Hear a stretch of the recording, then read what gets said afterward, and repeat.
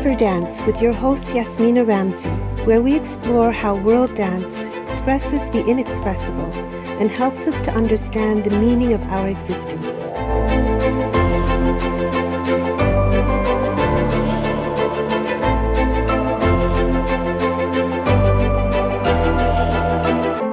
Michael Prosserman is a best-selling author, b-boy, or breakdancer, university instructor, and certified coach who specializes in scaling startups, team culture, fundraising, and succession.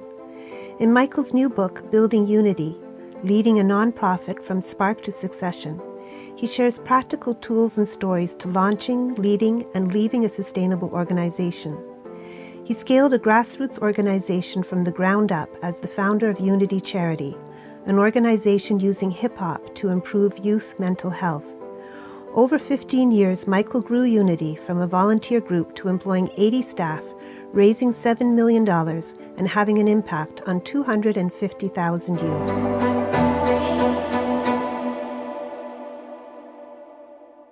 Hi, Mike. Nice to meet you. I'm very happy our common friend Amy Lung introduced us. Yes, and should I call you Mike, Michael, or Piecez? You can call me Mike. That's cool. Okay, that'll be easier for me. Thanks. So we're going to talk about your art form, your dance form, and how you've used it to reach out to the community and do amazing work. Like, your bio is amazing. And there's one quote that I read, I think it was the Huffington Post, that you said that I thought really sums up the things that I do know about breakdancing from watching a documentary and things like that. And that is, you said, by caring about something even as simple as breakdancing, then a young person will start to see the relevance of things like school, work, and their future. And I noticed that the documentary that I watched, it focused on several groups in Uganda, Cambodia, Somalia, Yemen, different countries, and in each place this seemed to be what was happening, that there was a community leader who was using the art form to reach out to young people who felt disenfranchised and help them have hope for a better future. And so it seems that's what you've done as well. Is that correct? And you have an organization called Unity Charity. Yeah, so I mean, I wouldn't go as far as, so firstly, I'm no longer with Unity. I left 2.5 years ago. And yeah, I mean, I think every context is very different. So I wouldn't position myself as any sort of leader in any way. I would really just say at the time we built a community of artists who were interested to contribute to their communities and sort of went from there. But I don't think we were really leaders in any way. We were just kind of doing the work and sharing the art forms that had impacted our lives and in our own ways. So what do you think it is about breakdancing that helps to position it in such a way that it can really lift up youth who feel disenfranchised? Yeah, I mean, well, firstly, in the breaking community, we usually refer to it as break-in or b-boying or b-girling. Breakdancing was actually like a media term coined in the 70s that was, I guess, misused or misinterpreted as the way we talk about the art form, but it's really in its true form, to my knowledge. And again, I'm not an expert in any of this stuff, but we focus on talking about it as break-in or b-boying or b-girling. But in context of young people, I mean, I can only speak from my own experience, but that really focuses on, I guess, the power that hip hop and breaking has had in my life, and really through growing up in a household where I was just trying to find an outlet for all the things that I was going through. Hip hop and the community was just the perfect avenue for me personally. So, yeah, I wouldn't necessarily, I think everyone's context is so different that it's hard to say what, others are looking for, but I can definitely say that for me, it was that sense of community, that sense of purpose, the sense of feeling valued for the contribution that I had to make. So all of these things were big parts of how hip hop impacted my life. And it impacted your life at a very young age, no? How young were you? I mean, I started breaking when I was about 13 years old, but prior to that, I had actually gotten into gymnastics as a kid. My mom put me into gymnastics, and I was always upside down and doing things on my hands, walking around the house. And so, I mean, formally, I started breaking, learning from Benzo from Bag of Tricks, a mentor of mine who I still know to this day. And, you know, he's an amazing dancer and mentor in the community, in the crew Bag of Tricks. And he sort of put me into learning about all these different foundational styles and just all the different components of breaking. And then at Benzo's class is where I met my crew, which is how I met Amy, who is engaged to Clinton. So that's Clinton's and MEC, which is the crew that I'm part of, who I met at Benzo's class probably more than 20 years ago. So when you say crew, that's similar to like a dance team or a dance company. Another interview I had, they call them houses. So like a team or a group and you compete against other groups? Yeah, I mean, at least for me, a crew is more than that. And I actually write a little bit about this in my new book about crews and the meaning of a crew and what that means in terms of just the depth of that relationship, that support network, that community.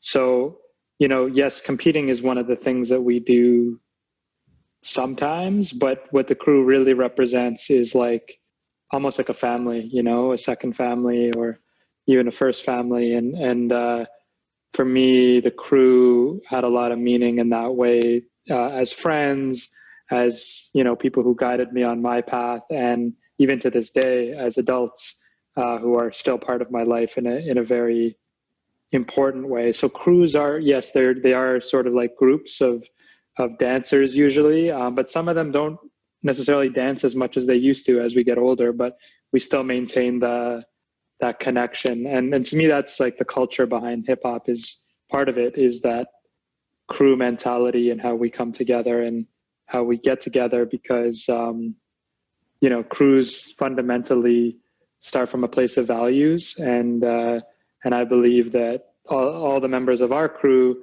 have a sense of values that are aligned and that are different from other crews in the city. So, you know, we come with a certain vibe, a certain energy, a certain, you know, way of being. Right. That's beautiful. So you feel connected to these people in a very ideological way as well, not just dancing together. Like it's not just a physical thing. Totally. Yeah. It's much deeper than that. I think that's what breaking, at least for me, that's what it sort of is it's bigger than the dance. Mm-hmm. That's beautiful. Perhaps you can clear some things up for me, and I'm assuming many other people out there are as confused as I am. Am I correct in thinking that the genre overall is hip hop? And within that, you have b-boying, b-girl, breakdancing, you have rapping, graffiti, hip hop dance. One of the reasons I ask is because a long time ago, I think I was in either my early 50s or something like that, and I wanted to take hip hop because I wanted another form, because I do belly dancing, or what's normally called that, and I wanted something not so subtle, not so soft and feminine. I wanted something strong, but I could still isolate, and I thought I could use my isolations.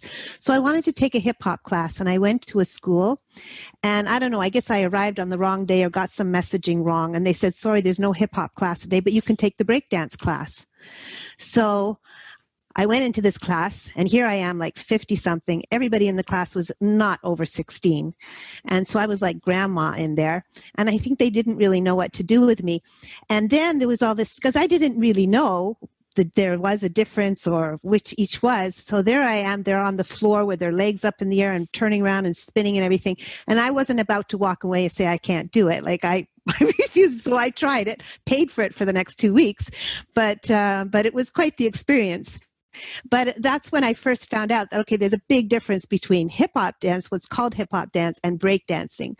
Like the isolations of the hip hop. Yes, it's involved in breakdancing, but that whole upside down thing with the legs and the spinning and whoa, that was physically very challenging.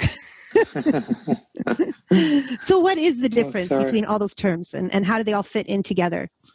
Yeah, I mean, I wouldn't say I'm an expert in breaking down what something like hip hop dancing is or any of those things like choreo, and there's a lot of street styles, and I'm not necessarily like a historian by any means in that practice or even in breaking, to be honest. Like I think for me it's been really important to learn more about that and to sort of tap into some of the elders in the community who hold that knowledge. So for me that's important, is sort of who are your mentors and who are you learning from, depending on what you're sort of whatever it is you're learning. And you know, as sort of a guest in hip hop, as a white guy in a culture that is, you know, very much predominantly, and the roots of the culture are in, you know, Black culture. Yeah, I don't generally share definitions of the craft because it's not sort of, you know, I'm a guest, you know, yes, but I do also, it's a continued learning journey for me. You know, sometimes I show up and I learn something new every time I get involved in a different way in the community all over the world. So I think to me, it's about finding the right mentors, and it's about learning from practitioners, people who are out there doing it, and getting engaged with different forms and different styles and different communities, and really learning from, because, you know, hip hop's not that old necessarily. And a lot of the people who are practicing, you know, from the South Bronx or, you know, in New York or wherever, anywhere in the world, you can actually learn from them. So, you know, checking out crews from the early days is actually, you know, from the 70s, right? So it's not that far back that we can't look into different sources to get that information. And but the internet now, it's so accessible. Like, you know, you can just click and, you know, be following, you know, Rocksteady crew or people who are part of the original movement. So yeah, I would definitely say like lots of research can be done, and it's all at the access of your fingertips. And, you know, you can just drop someone a note who is out there and learn from some of the best in the world. Let's talk about your working with Cirque du Soleil. How did that come about? And what was that like?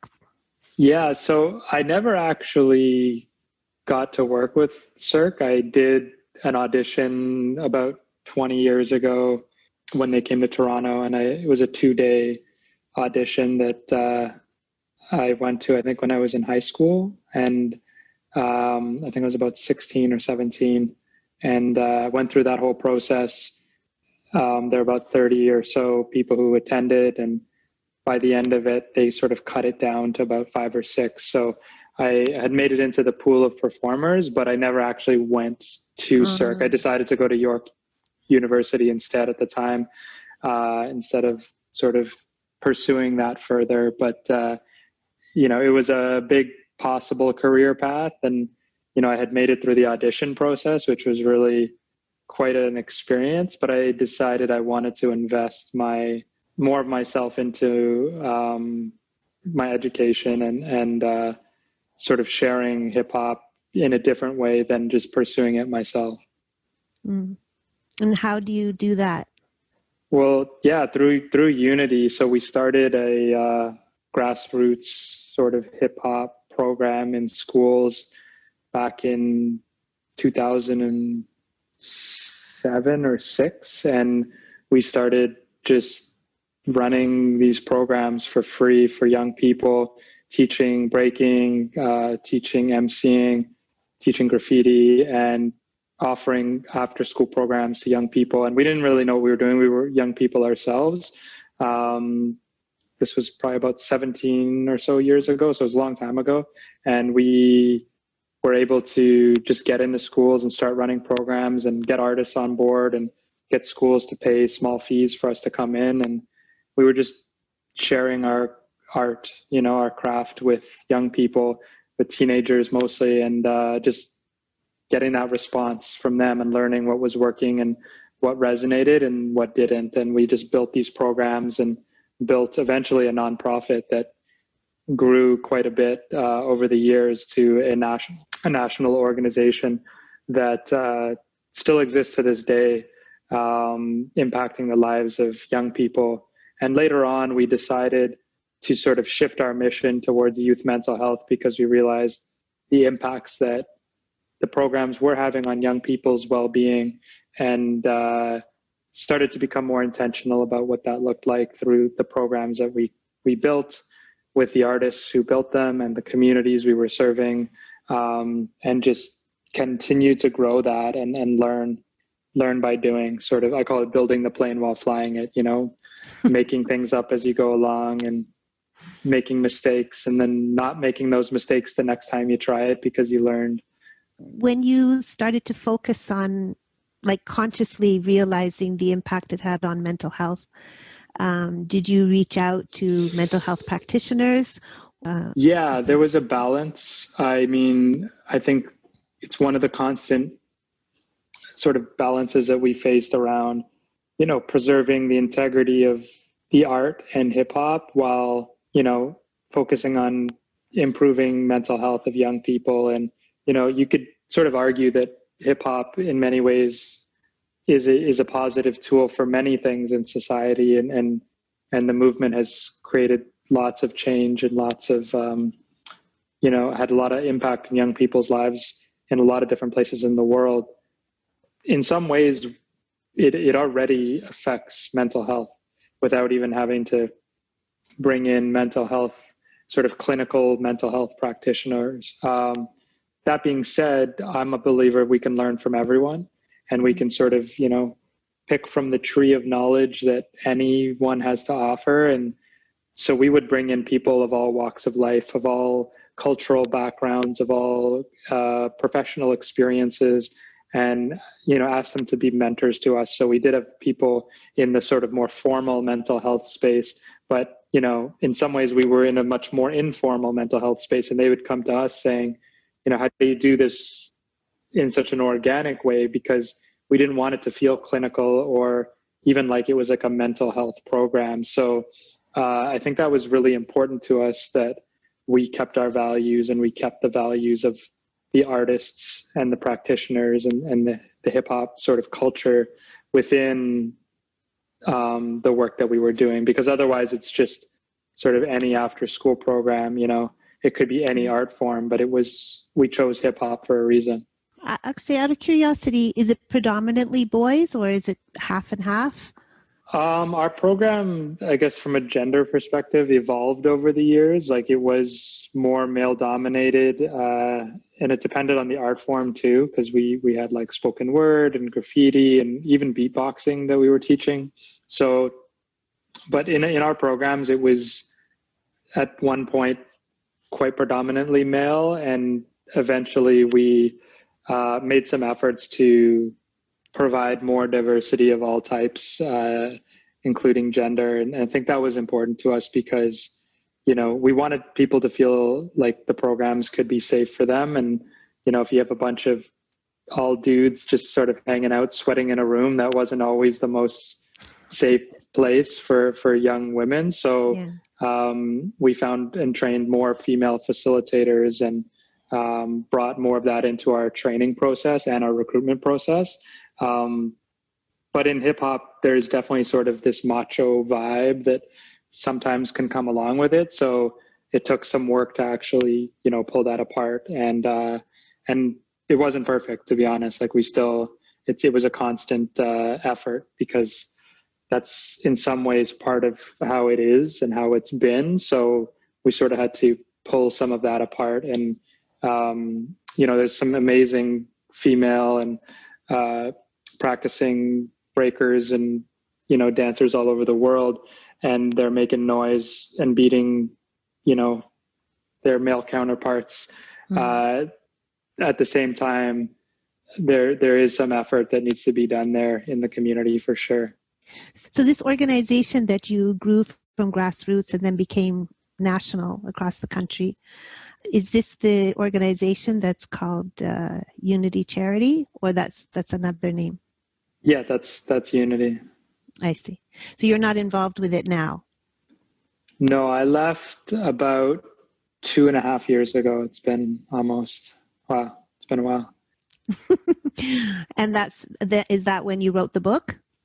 Yeah, so I started writing the book a little before I had left, but those are mostly journals and just sort of reflections on my own learning. And when we made mistakes, I sort of wrote them down. And when really cool stuff happened to us, I sort of wrote them down and had all these journals. And also, it was a point of reflection and even sometimes therapeutic in many ways to just write.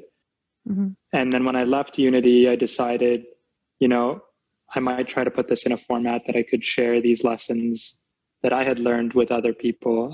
Not to say that they would necessarily be practical for everyone, but, to share my truth, to share my experience so that I can, first, most personally, just look back and say, wow, this was an incredible experience. And what, talk about honestly the parts that weren't that great and the challenging parts and the struggles so that, when people are thinking of building sort of social purpose movements and charities and nonprofits, that, it's easy to get caught up in the idea that doing something that's quote unquote good or, a helping sort of occupation is all good. And it's not. It's, it comes with a lot of sort of struggle and failure and learning, and that's just not automatic. So I tried to be as honest as I could in those reflections in the book, and try to create a process for other people who are trying to start their own social purpose initiatives to consider when they're going through that process themselves, and they just have this idea or this thing in their community that they just really want to step up to and do something about. And this book can, really be a framework for people of all ages to just take their ideas and just build the plane while flying it, make it up as you go along and see what happens. And knowing that, we can cause harm through our actions and unintentionally, challenging our good intentions to do better and to reflect on the impact that we're having. I think that's another thing I really push throughout the book, is that I believe that, good intentions aren't always good enough. And we really need to challenge our thinking and our practice to really understand and listen to the communities we work with and we work for, because it's easy to get blindsided by passion and energy that can sometimes be misguided. And I really challenge people to always keep learning. And that's really like a hip hop sort of mentality, is, always learning. And we have so many people to learn from. So I wanted to just document and share my experience and my truth, and, with the hopes that maybe one person might resonate with it. And if that's the case, then it's a home run.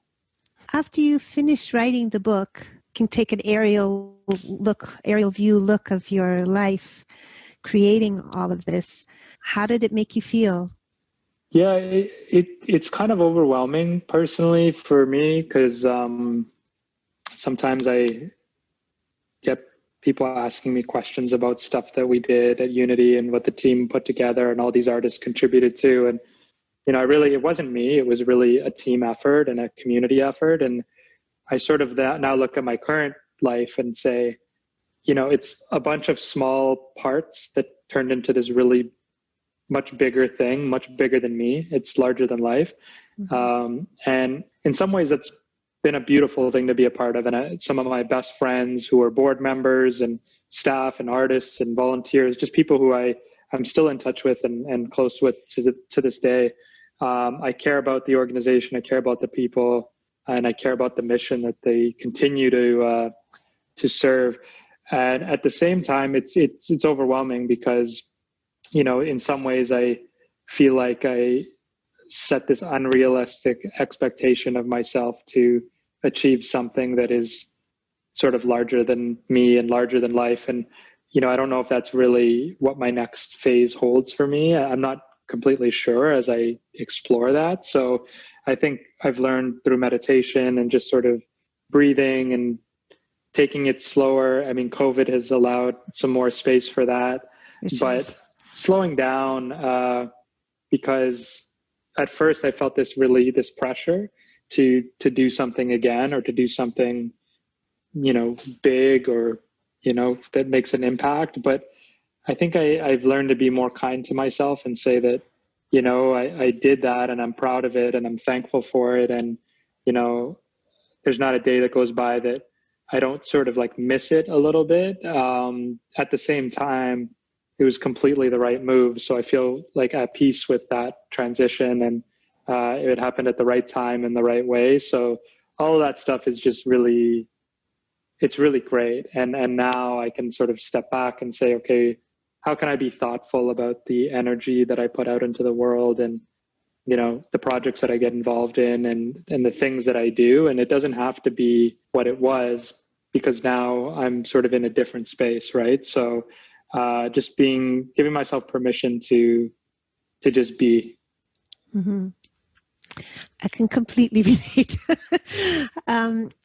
What do you think yourself, what drives you? I mean, obviously you're a person who expresses themselves through their body from a very young age, gymnastics, and you're on your head, and exceptional b-boy, etc.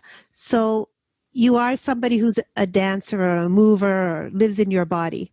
And then you also have this other passion for making your community better, for reaching out to others, for helping others. These two passions, they thankfully in your life merged and made this incredible journey. But do you feel that had you not been a dancer, would you have been a community outreach person? Had you not been a community outreach person, would you have been a dancer? Like which is the chicken and the egg?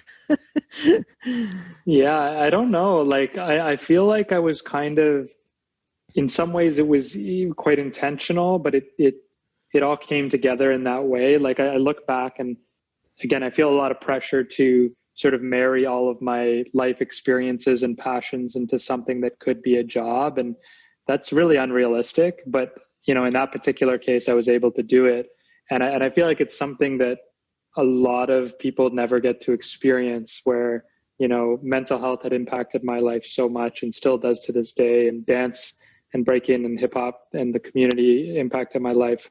And I was able to sort of mold it into this job that, we created. And I totally appreciate that that's like unusual, and it's not, what everyone will ever get to do. So for me, I try to look back and say, how do I take parts of that and in a small way recreate moments of joy where the different parts of my, maybe it's dancing or mental health experience or things that I'm going through, can be sort of married together in maybe a project or a volunteer effort, or, even a conversation. So it's less pressure to feel like I need to build another thing. And it's more about just sort of living sort of in a centered way around the values and things that matter to me and the energies I want to be bringing in, versus, just sort of allowing some of the things in that are coming in to my sort of space that, I can say no to, and I can be intentional about turning that way and aiming differently. So to me, there is this sort of, I look at it as like the direction that I'm facing and moving in. And I don't always know where it's going to go, but I'm putting a lot of intention to the people that I'm meeting and the conversations that I'm having and the little small tests that I'm creating along the way. And as an example, more tangibly, lately, I've been running peer support groups for nonprofit executive directors or leaders, senior leaders.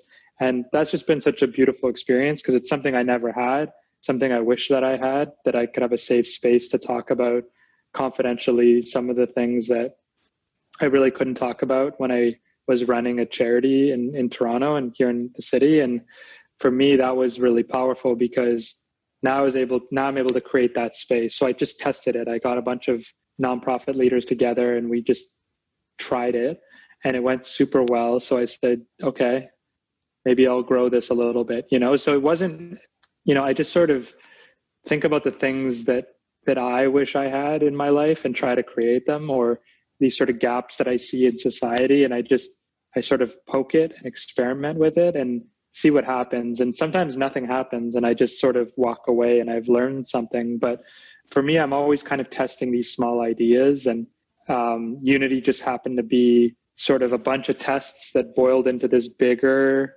pot of tests that became an organization, but I'd never imagined it to be like an entity or a charity or any of those things. It just sort of happened to become that. Whereas really all it was a bunch of small experiments of things that not only I was passionate about, but things that the community who had gotten engaged with us were also passionate about. And I think one of sort of the things that I focus on is bringing people together who want to create a similar type of a change within certain frameworks of what we're aiming for. So walking in the same direction as us is maybe another way of saying it. And I'm looking around, I'm like, oh, you're interested in walking in this direction too. Let's consider how we might, do this more effectively together.